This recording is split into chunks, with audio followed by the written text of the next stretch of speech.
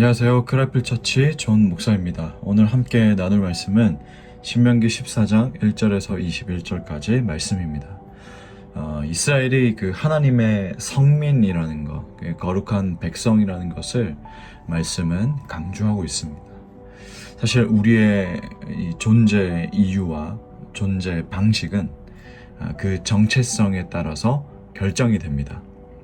어쩌면 우리가 신앙생활을 하면서 우리의 이 소속, 우리의 신분, 이런 거에 대해만 신경 썼던 것은 아닌지 또 돌아볼 필요가 있습니다.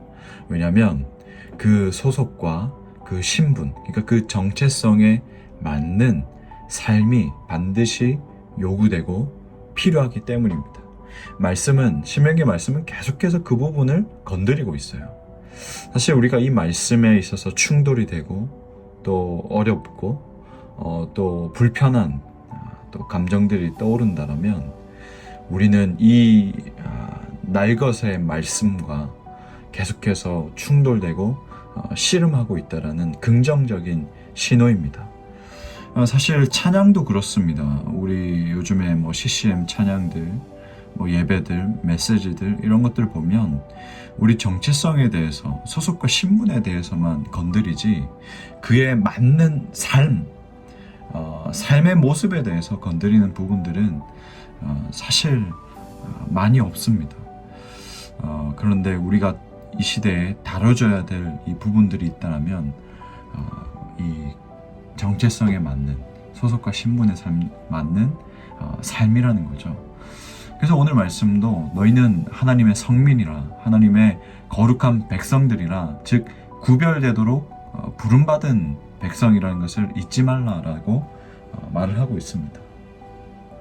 하나님을 너희가 믿기로 결심했다면 버려야 할 것이 있고 멀리해야 할 것이 있고 뒤돌아보지 말아야 할 것이 있다라고 말씀은 말하고 있습니다.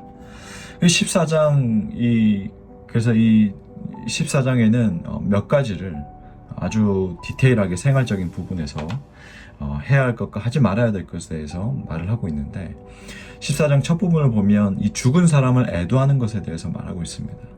이 고대 사회에서는 몸을 칼로 베는 이 자위행위로 그 죽은 자의 이 넋을 위로하고 또 머리를 이렇게 미는 이 행위로 슬픔에 동참하는 것이 일반적인 관습이었습니다.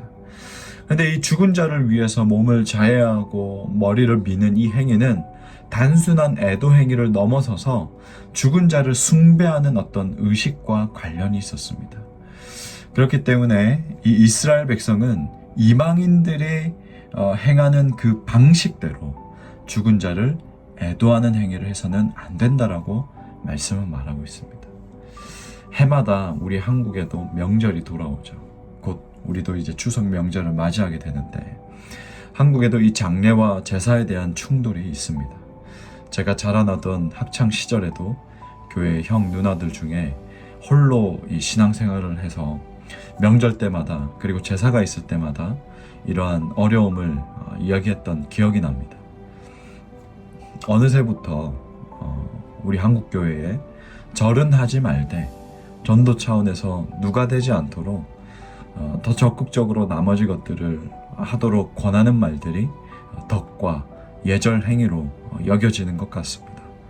그러나 하나님께서 이 말씀을 통해 정말 구약시대와 오늘날의 어떤 시대적인 갭은 있지만 이 율법의 본질을 중심으로 어떠한 삶을 살아야 하는가, 그거에 대한 이 관점으로 볼 때는 우리에게 분별력이 필요합니다. 한국의 이 애도, 그 전통에도 어느 정도의 미신과 우상 숭배 요소들이 있죠.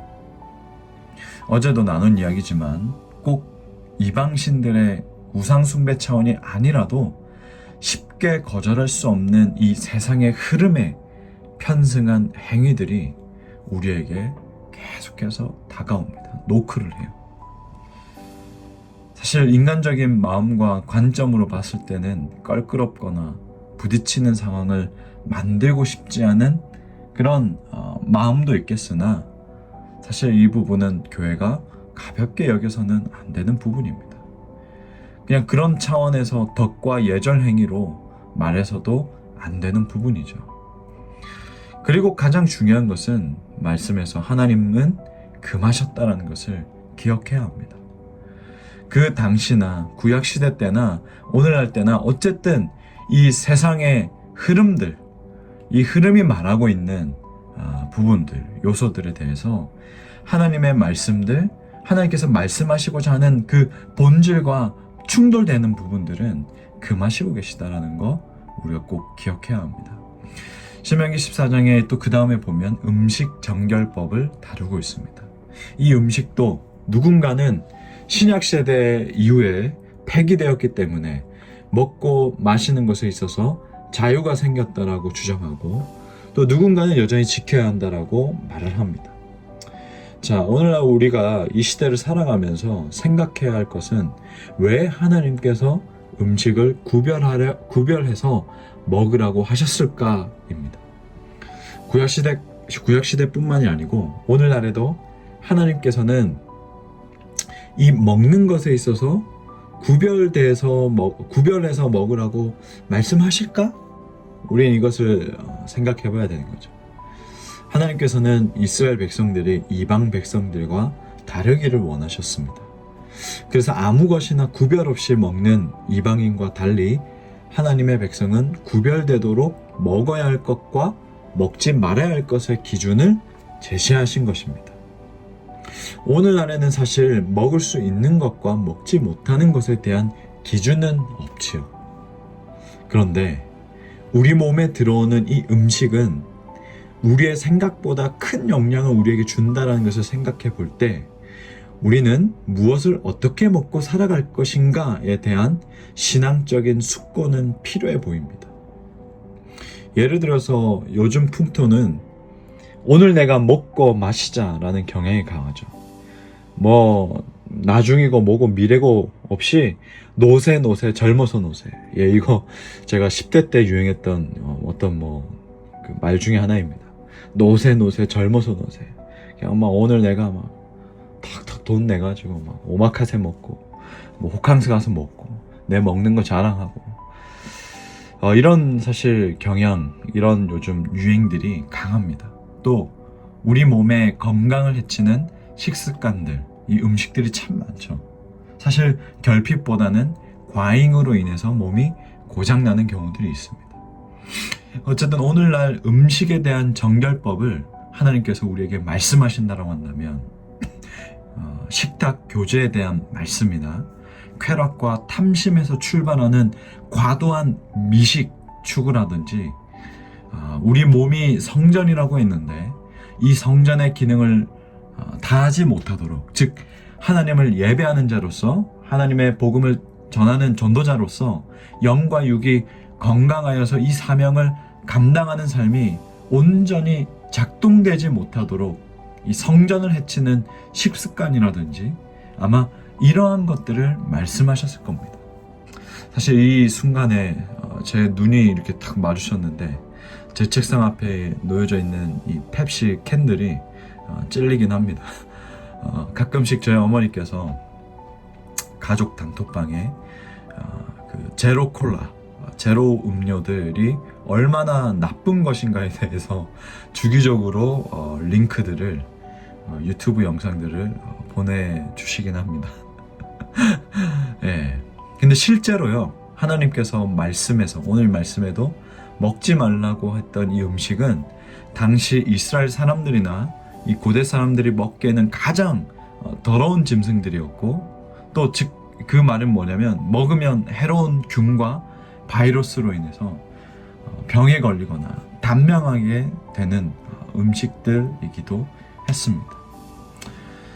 그리고 여러분, 하나님께서 오늘날 우리에게, 하나님께서 당시에 이스라엘 백성에게 이방인들과 구별되도록 먹어야 할 것과 먹지 말아야 할 것에 대한 기준을 제시한 것처럼 오늘날 우리 그리스도인들도 세상 사람들과 어쨌든 구별되기를 원하시는 하나님의 그 관점과 기준에서 우리가 먹고 특히 마시는 것에 대한 이런 고민들, 이런 생각들을 하나님께서 원하시지 않겠습니까?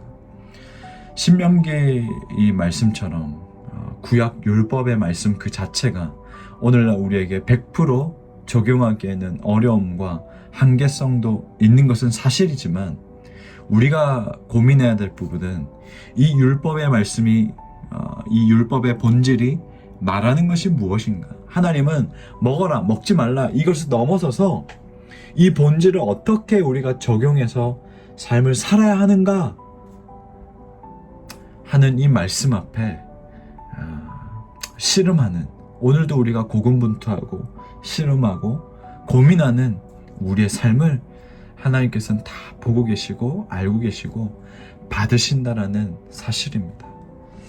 당신은 하나님의 사람입니다. 여러분, 이 정체성을 잊지 마시고 오늘도 하나님 앞에서 정말 부단히 고민하면서 살아가는 하루가 되기를 주님의 이름으로 축복합니다. 기도하겠습니다. 하나님 아버지, 정말 우리가 존재하는 이유와 존재하는 방식, 즉 이 정체성에 대한 고민들 오늘날에도 많이 하게 됩니다. 정말 우리가 하나님의 사람이라는 이 정체성에 답게 그에 맞는 삶, 이것을 놓고 우리가 참 많이 고민하고 기도하고 또 이것에 대해서 나누고 정말 살아가고 있는데, 우리의 이 모습들, 우리의 이 중심들 하나님께서 다 아시고 받으시는 줄로 믿습니다. 오늘 하루도 정말 우리가 하나님 앞에서 우리의 중심을 돌아보고 우리의 중심을 점검하고 말씀을 적용하며 살아갈 때에 성령께서 인도해 주시고 지켜주시고 보호해 주시고 또 위로해 주시고 용기와 힘을 불어넣어 주셔서 말씀대로 살아가는 우리의 삶이 될 수 있도록 인도하여 주시옵소서. 예수님의 이름으로 기도합니다. 아멘.